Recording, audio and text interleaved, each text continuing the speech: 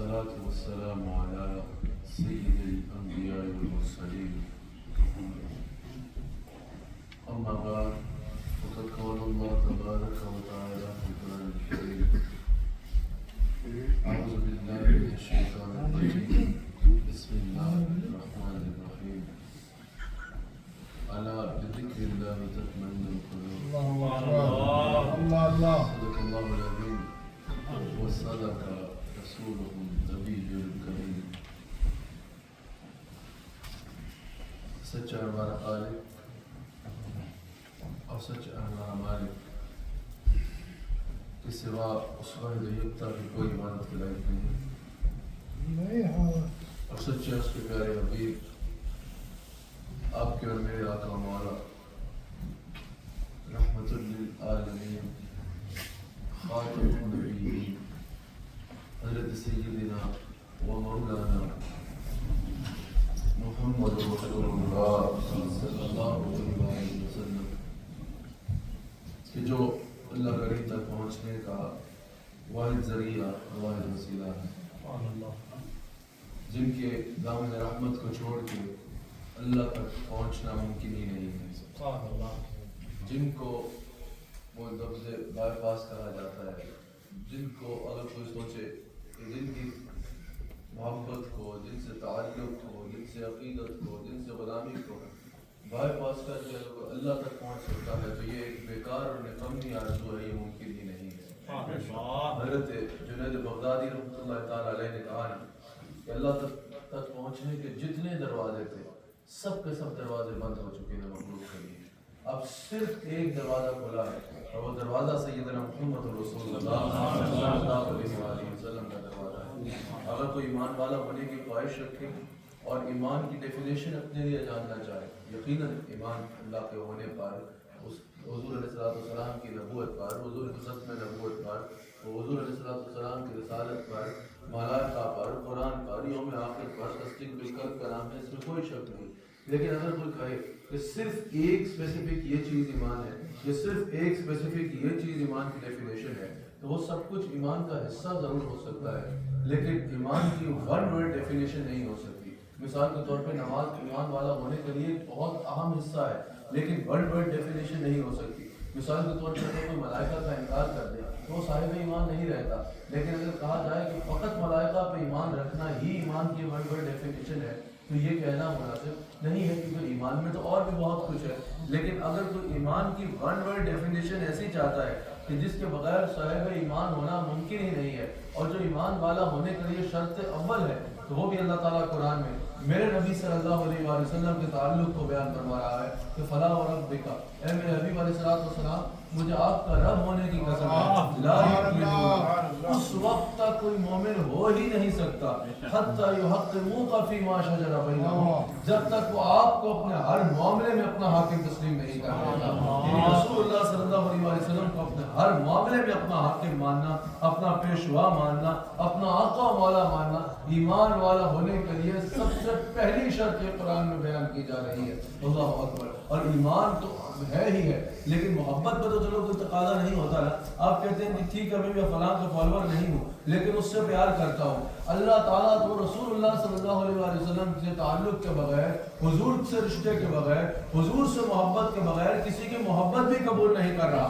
فرماتا ہے قل ان کنتم تحبون اللہ فاتبعونی یحببکم اللہ، اے میرے حبیب علیہ السلام ہر اس بندے تک میری یہ بات پہنچا دے کہ مجھ سے محبت کرنا چاہتا ہے یا میرے سے محبت کا دعویٰ رکھتا ہے، فاتبعونی، آپ کی اتباع اختیار کرے، جو مجھ تک پہنچنا چاہتا ہے یعنی وہ گویا کہ آپ تک پہنچ جائے، جو میرا ہونا چاہتا ہے وہ آپ کے نقش قدم پہ چلے، آپ کی اتباع کرے، آپ کا ہو جائے۔ پھر کیا ہوگا یا اللہ؟ جو تیرے سے محبت کرنا چاہتا ہے جب وہ تیرے حبیب کا ہو جائے گا تو کیا ہوگا؟ اللہ فرماتا ہے پھر کیا ہوگا؟ یحببکم اللہ، پھر بات بدل جائے گی۔ پہلے وہ کہتا تھا میں اللہ سے پیار کرتا ہوں، جب وہ حبیب کا ہو جائے گا تو میں اللہ اس سے پیار کرنے لگوں گا، میں اللہ اس سے اعلان محبت فرماؤں گا. یعنی اللہ نہ کسی کا ایمان حضور کی غلامی کے بغیر قبول کرے گا، نہ کسی کی محبت حضور سے رشتے کے بغیر قبول کرے گا. اللہ جس کا عمل قبول کرے گا وہ مصطفیٰ جان رحمت صلی اللہ علیہ وآلہ وسلم کے ذریعے، یعنی جو ان کے ذریعے سے ہو کے آئے گا، جو ان کے راستے سے ہو کے آئے گا، جو ان کی غلامی کا پٹا لے کے آئے گا، اسی کا کوئی عمل قبول ہوگا. سیدھی سی بات ہے. آپ بتائیے کوئی ساری زندگی لا الہ الا اللہ کی تسبیح پڑھتا رہے، کیا اس کو فقط اس کلمے اتنا کلمہ پڑھنے پر مسلمان تسلیم کیا جائے گا؟ جب تک وہ محمد رسول اللہ صلی اللہ علیہ وآلہ وسلم نہیں کہتا مسلمان نہیں ہو سکتا. تو رسول اللہ علیہ السلام کے دروازے کے علاوہ حضرت جنید بغدادی رحمت اللہ تعالی علیہ بتا رہے ہیں مخلوق کے لیے جتنے دروازے تھے اللہ تک پہنچنے کے لیے سب کے سب بند ہو چکے ہیں. اب اگر دروازہ کھلا ہے تو ایک دروازہ کھلا ہے، وہ سیدنا محمد رسول اللہ صلی اللہ علیہ وآلہ وسلم کا دروازہ ہے. میں نے جو آیت تلاوت کی اور میں انشاءاللہ ہمیشہ جو میری عادت ہے جو وقت کہا گیا اس سے پہلے انشاءاللہ اپنی بات کو اختتام کر لوں گا. اللہ اکبر. اللہ تعالیٰ نے رسول اللہ علیہ السلام کے ذریعے ہمیں جو ارشادات فرمائے قرآن کریم میں اللہ کریم ارشاد فرماتا ہے الا بذکر اللہ تطمئن القلوب. آج اس دنیا میں جتنے لوگ سٹرگل کر رہے ہیں، کوئی جاب کر رہا ہے، کوئی بزنس کر رہا ہے، کوئی مزدوری کر رہا ہے، کچھ بھی کر رہا ہے، اس سٹرگل کا ایک مقصد ہے کہ وہ سکون چاہتا ہے. اگر وہ مال کمانا چاہتا ہے اس کی وجہ بھی یہ ہے کہ وہ سکون سے زندگی گزارے. اگر کوئی گھر بنانا چاہتا ہے اس کی وجہ بھی یہی ہے کہ وہ سکون سے زندگی گزارے. جتنی سٹرگل ہے انسان کی، مال بنانے کے لیے ہو، گھر بنانے کے لیے ہو، کاروبار اچھا سیٹ کرنے کے لیے ہو، اچھی فیملی بنانے کے لیے ہو، جتنی سٹرگل انسان کرتا ہے ساری کی ساری سٹرگل کی ایک بنیاد ہے، ایک وجہ ہے کہ انسان سکون تلاش کرتا ہے. انسان سکون کا متلاشی ہے. اب کوئی دولت کے انبار میں سکون ڈھونڈ رہا ہے، کوئی اقتدار کی بچھی ہوئی کرسیوں کو سکون آور سمجھ رہا ہے، کوئی موسم کی لذتوں میں سکون ڈھونڈ رہا ہے، کوئی جو ہے وہ دنیا کے مختلف جگہوں کے مختلف کونوں میں جا کے دنیا کی رنگینیوں میں سکون تلاش کر رہا ہے. جب یہ بندہ سارے رستے اپنا لیتا ہے نا، ڈھیر دولت کما لیتا ہے لیکن سکون نہیں ملتا. جب انسان ڈھیر اقتدار پہ پہنچ جاتا ہے دل نہیں بھرتا، سکون نہیں ملتا. جب انسان موسم کی تمام لذتیں دیکھ لیتا ہے لیکن دل کا سکون میسر نہیں آتا، سکون قلب نہیں ملتا، اس وقت انسان اپنے رب کی طرف نظر اٹھاتا ہے، کہتا ہے یا اللہ ہر چیز کر کے دیکھ رہی ہے، سکون نہیں مل رہا، سکون کہاں ملے گا؟ اللہ فرماتا ہے الا بذکر اللہ تطمئن القلوب. اللہ کا ذکر کرو، اللہ کا ذکر تمہارے دل کو سکون دے گا. خبردار اللہ کا ذکر ہے جو لوگوں کے دلوں کو سکون دیتا ہے. اب ہمارا کریٹر اللہ ہے، اللہ سے زیادہ کسی کو نہیں پتا کہ ہمارا سکون کس چیز میں ہے، ہمارا سکون اس نے کہاں رکھا ہے. اللہ فرما رہا ہے اگر سکون تلاش کر رہے ہو تو گویا کہ موسم کی لذتیں وقتی طور پہ دل بہلا دے گی لیکن دل کا سکون نہیں دے گی. دولت کا انبار وقتی طور پہ دل کو بہلا دے گا لیکن دل کا سکون نہیں دے گا. اگر یہ ساری چیزیں دنیا کے جو وسائل ہیں یہ اپنا لوگے، یہ وقتی طور پہ تمہارا دل تو بہلا دیں گے لیکن ایک جو پیس آف ہارٹ ہے مستقل وہ تمہیں نہیں ملے گا. اگر وہ چاہتے ہو تو الا بذکر اللہ تطمئن القلوب. حضرات میں نے اپنی آنکھوں سے بڑے بڑے ارب پتی لوگوں کو یہ کہتے دیکھا ہے کہ حضرت دولت سے سب کچھ خرید لیا ہے لیکن سکون کی نیند نہیں آتی. دولت سے سب کچھ خرید لیا ہے لیکن سکون میسر نہیں آتا. دولت نے سب کچھ خریدوا لیا ہے، سب کچھ ہے، دولت بھی ہے، طاقت بھی ہے، لیکن حضرت سکون نہیں ملتا. اور خدا کی قسم ہم نے جھونپڑی میں سونے والوں کو پاکستان میں چٹائی میں بیٹھ کے یہ کہتے ہوئے دیکھا ہے کہ یا اللہ کتنی تسکین میسر ہے تیرے نام کے ساتھ. نیند کانٹوں پہ بھی آ جاتی ہے، آرام کے ساتھ اصل جو سکون ہے وہ اللہ تعالیٰ کے ذکر میں ہے، اللہ تعالیٰ کے ذکر میں ہے. ہمارے سے لوگ کسی نے پوچھا کہ بھائی یہ بتائیے اگر اللہ کے ذکر میں اتنا سکون ہے تو یہ اللہ کرنے والوں کے حالات اچھے کیوں نہیں ہوتے؟ میں نے کہا کیا مراد ہے؟ کہا ہمارے پاکستان میں تھا، میں وہاں کا ہمارے ملک میں دیکھا جاتا ہے اللہ کا ذکر کر رہا ہے بندہ، ساری زندگی اللہ کا ذکر کرتا رہا لیکن حالات اچھے نہیں ہے. میں نے کہا کیا حالات اچھے نہیں ہے؟ کہا جھونپڑی میں سو رہا ہے، چٹائی پہ سو رہا ہے, 2 وقت کی روٹی کے پیسے اس کے بعد پورے نہیں ہے. میں نے کہا اچھے حالات تمہارے نزدیک کیا ہے؟ تمہارے نزدیک اچھے حالات کی ڈیفینیشن کیا ہے؟ اگر کہہ رہے ہو کہ اللہ کا ذکر کرتا ہے اور اچھے حالات نہیں ہے تو اچھے حالات کی ڈیفینیشن کیا ہے؟ تمہارے نزدیک چند ٹکے مل جانا اور زندگی کے 4 دن ان ٹکوں پہ عیاشی کرنا اچھے حالات ہوں گے؟ وہ اپنے صورت میں تو سب سے اچھے حال میں ہے کہ اس حال میں بیٹھا ہے کہ ان الذین قالوا ربنا اللہ ثم استقاموا تتنزل علیہم الملائکہ الا تخافوا ولا تحزنوا وابشروا بالجنہ التي كنتم توعدون نحن اولیاؤکم فی الحیاۃ الدنیا وفی الآخرہ. اس کا یہ اس سے اچھا حال کیا ہو سکتا ہے کہ ان الذین قالوا ربنا اللہ ثم استقاموا, جس نے کہا کہ میرا رب اللہ ہے اور اس پر استقامت کے ساتھ کھڑا ہو گیا. تتنزل علیہم الملائکہ, اس پر ملائکہ اترتے ہیں. اللہ تخافوا ولا تحزنوا, اس کو کہتے ہیں کہ تم پہ کوئی خوف نہیں ہے اور نہ تم غمگین کیا جاؤ گے. اللہ تخافوا ولا تحزنوا ابشروا بالجنہ, اور اس کو کہتے ہیں تمہیں بشارت ہو جنت کی. التي كنتم توعدون, بشارت دیتے ہو جنت کی جس کا اللہ نے ان سے وعدہ فرما رکھا ہے. پھر اللہ فرماتا ہے نحن اولیاؤکم, ایک طرف تو فرمایا الا ان اولیاء اللہ لا خوف علیہم ولا هم يحزنون. یہاں اللہ فرما رہا ہے نحن اولیاؤکم, میں تمہارا ولی, اللہ تمہارا ولی ہے. وہ اس کو خوشخبری دیتے ہیں کہ صرف تو اللہ کا ولی نہیں ہے بلکہ اگر تو اللہ کے راستے میں جم کے کھڑا ہو گیا ہے تو نحن اولیاؤکم, اللہ تیرا ولی ہے. پھر حیات دنیا و فی الآخرہ, دنیا میں بھی اللہ تیرا دوست ہے اور آخرت میں بھی اللہ تیرا دوست ہے.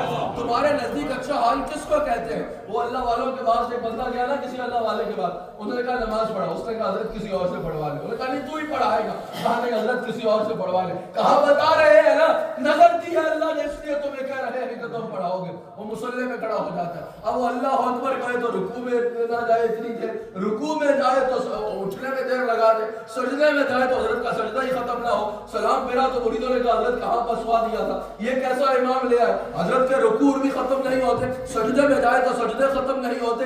اتنی لمبی نماز پڑھائی, کس کے پیچھے ہمیں پھنسا دیا. اللہ کے ولی نے کہا بتا کیا ماجرا ہے. کہا حضرت میں نے تو کہا تھا میرے سے نماز نہ پڑھوائیں کسی اور سے پڑھوا لے. کہا نظر دی ہے اللہ نے نظر, اس لیے تمہیں کہا تھا. بتا یہ کیا معاملہ تھا, اتنی لمبی نماز پڑھائی. کہا حضرت اللہ اکبر کہتا ہوں جب تک لبیک کی عبدی کی آواز نہیں سنتا تھا آگے نہیں جاتا, آگے نہیں جاتا. ایسے لوگ بھی ہیں آج بھی زندہ جو جب نماز میں السلام علیکہ ایھا النبی کہتے ہیں تب تک آگے نہیں بڑھتے جب تک حضور کا جواب اپنے کانوں سے نہیں سنتے. اب تمہارے نزدیک اچھا حال وہ ہے, اس کے نزدیک تو اس سے اچھا حال ہی نہیں ہے جس میں وہ بیٹھا ہوا ہے. سمجھ آ رہی ہے؟ اچھے حالات کی اپنی اپنی ڈیفینیشن ہوتی ہے. تمہارے نزدیک اچھا حال پیسے کو کہتے ہوں گے, تمہارے نزدیک اچھا حال بڑے گھر کو کہتے ہوں گے, تمہارے نزدیک اچھا حال بڑی گاڑی کو کہتے ہوں گے, لیکن وہ جو بیٹھا اللہ کا ذکر کر رہا ہے اس کے نزدیک اس سے اچھا حال ہے ہی نہیں. وہ کہتا ہے بھئی یار جس حال میں رکھے وہی حال اچھا ہے. اللہ کے ذکر میں مگن ہو جا تو یہ میٹیریلسٹک جو چیزیں ہوتی ہیں ان کی تمہاری زندگی میں نظر میں کوئی حیثیت ہی نہیں رہے گی, کوئی حیثیت نہیں رہے گی. حضور علیہ السلام نے حضرت حارثہ سے پوچھا نا کہ بتاؤ تمہاری صبح کیسے ہوئی. کہا یا رسول اللہ جیسے سچے مومن کی صبح ہوتی ہے. حضور نے فرمایا یہ کیسے کہہ رہے ہو.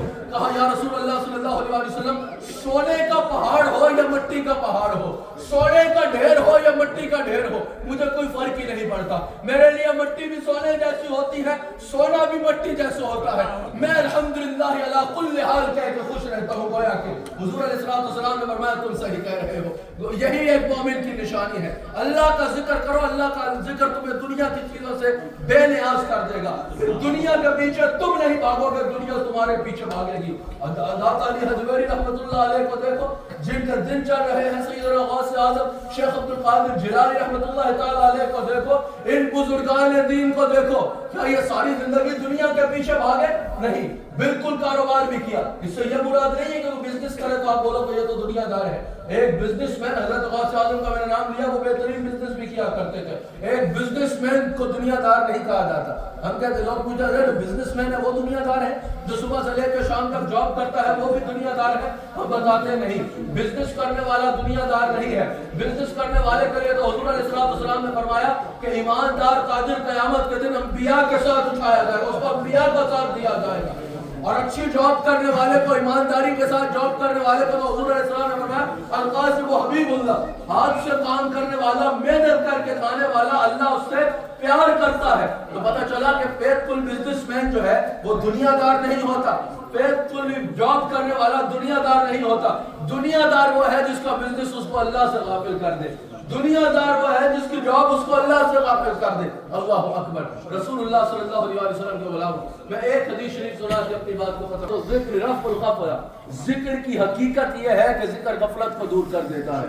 اگر تو اللہ کا ذکر کرنے والا ہو تو ذکر کی برکت اس کو ایسے نصیب ہوتی ہے کہ غفلت دور ہو جاتی ہے۔ اور ایک بات سن لیجیے، حضرت فرید الدین عطار رحمۃ اللہ علیہ کہتے ہیں کہ ذکر کی 3 اقسام ہیں۔ ایک ذکر باللسان، زبان سے اللہ کا ذکر کرنا، ایک ذکر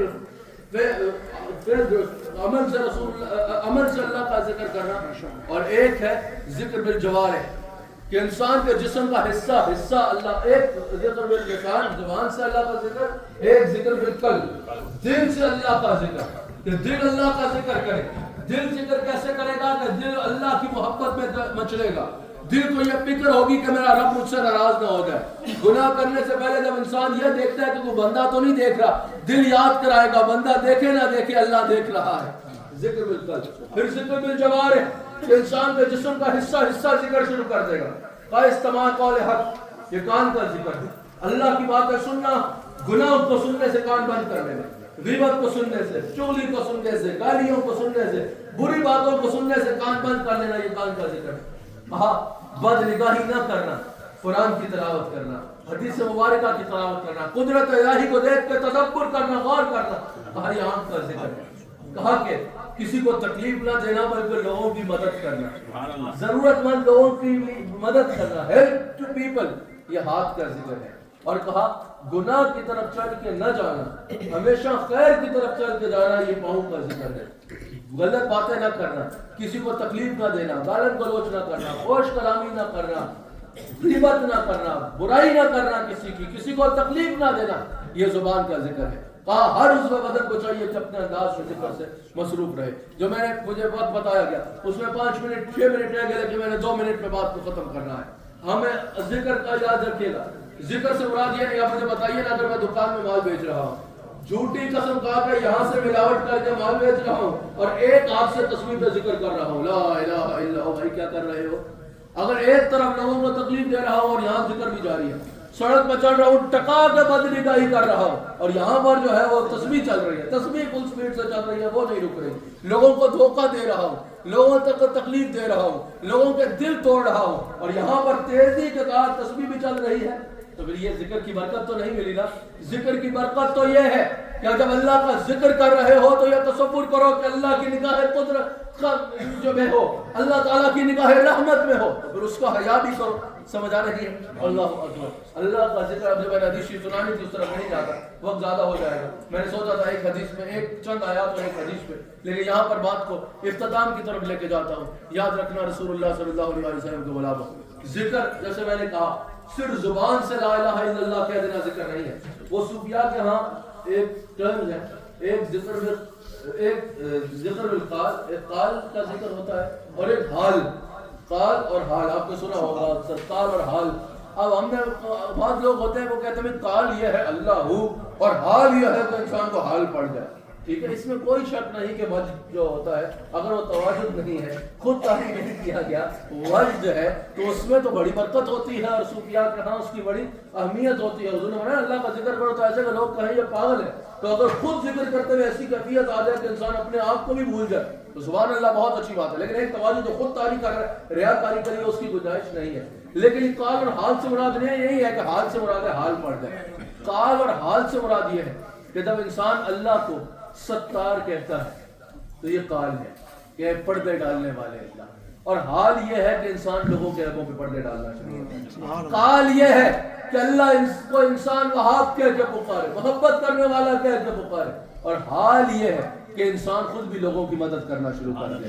قال یہ ہے کہ اللہ تعالیٰ کو انسان جواد کہہ کے پکارے، جنرس سخی کہہ کے پکارے، اور حال یہ ہے کہ انسان خود بھی سخی ہو جائے۔ قال یہ ہے کہ اللہ تعالیٰ کو انسان اللہم یا حل المشکلات کہہ کے پکارے، اے اللہ مشکلوں کو حل کرنے والے.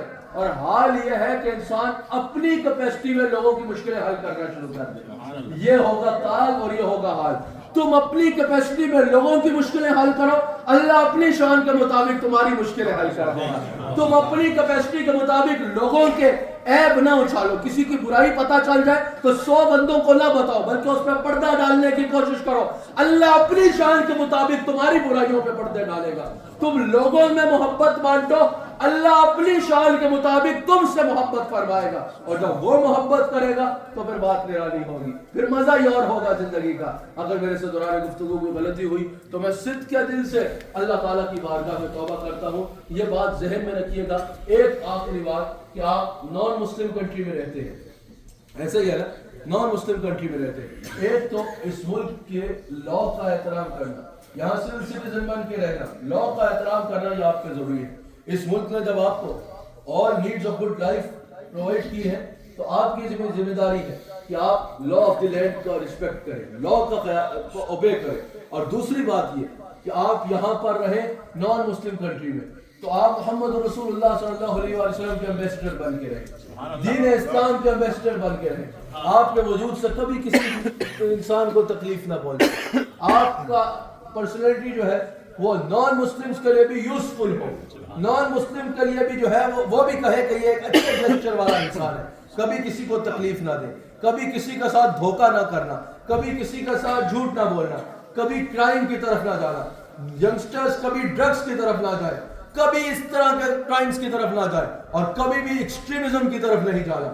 جو لوگ ایکسٹریمسٹ آئیڈیالوجی پھیلا رہے ہوتے ہیں ان سے بچنا اور ان کو فوراً پولیس کو رپورٹ کرنا اگر دیکھو کہ کوئی ایکسٹریمسٹ آئیڈیالوجی پھیلانے کی کوشش کر رہا ہے, کیونکہ اسلام کو سب سے زیادہ ڈیفیم وہ لوگ کرتے ہیں. آپ جب اچھے جسچر کے ساتھ رہو گے, سول سٹیزن بن کے رہو گے, لا کو فالو کرو گے, اچھا جسچر رکھو گے, لوگ آپ کے اچھے جسچر کو, اچھے کریکٹر کو آپ کے دین کے ساتھ ریلیٹ کریں گے اور کہیں گے دیکھو مسلمان کو اسلام کتنی اچھی ویلیوز سکھاتا ہے, کتنا اچھا کردار سکھاتا ہے. اور اگر آپ برائی کریں گے تو لوگ اس کو آپ کے دین کے ساتھ ریلیٹ کریں گے. تو آپ محمد رسول اللہ صلی اللہ علیہ وسلم کے ایمبیسڈر بن کے رہیں, ہر ایک کے لیے یوزفل رہیں, ہر ایک کے ساتھ پیسفل رہیں, پیسفل سول سٹیزن بن کے رہے, لا کو فالو کرے اور لوگوں کو بتائیں کہ مجھے اعلیٰ ترین جسچر محمد رسول اللہ صلی اللہ علیہ وسلم کی ٹیچنگ سے ملا ہے. اللہ تعالی ہم سب کو رسول اللہ خاتم النبیین صلی اللہ علیہ وسلم کا نمک حلال اور وفادار ہے.